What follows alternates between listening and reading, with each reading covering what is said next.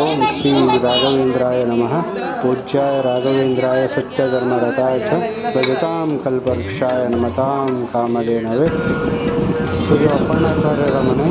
ಈ ಜಾಗದಲ್ಲಿ ಶ್ರೀ ರಾಘವೇಂದ್ರ ಸ್ವಾಮಿಗಳು 13 ವರ್ಷ ವಿಶ್ರಾಂತಿ ತಗೋತಿದ್ದ ಜಾಗ. ಅಪ್ಪಣ್ಣಾಚಾರ್ಯರು ಶ್ರೀ ರಾಘವೇಂದ್ರ ಸ್ವಾಮಿಗಳ ಪರಮ ಶಿಷ್ಯರಾಗಿದ್ದರು.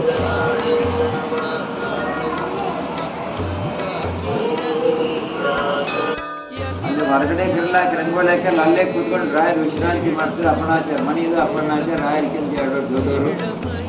ಆದರೂ ಪರಮ ಗುರುಗಳು ಅಂತೇಳಿ ರಾಯರು ಸೇವೆ ಮಾಡ್ತಾರೆ. 400 ವರ್ಷದಿಂದ ಬರೀ ಮನೆಯಾಗಿತ್ತು. ಇಂಥ ಮನೆಯಲ್ಲಿ ರಾಯರು ಇರ್ತಿದ್ರು.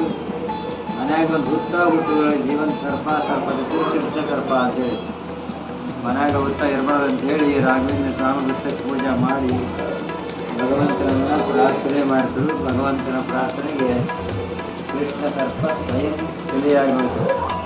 ಆ ಶಿಲೆಯನ್ನೇ ಹೊರಗಡೆ ಅವರೇ ಪ್ರತಿಷ್ಠಾಪನೆ ಮಾಡಿದ್ರೆ ವಿಚಾರಿ ನಾಗಪ್ಪ ಅಂತೇಳಿ ಭಾರಿ ಜಾಗೃತಿ ನಾಗಪ್ಪ. ಯಾರು ಪಂಚಾಮೃತ ಬರ್ಸೋರು ಇದ್ರಲ್ಲಿ ಬರ್ಸೋರಿ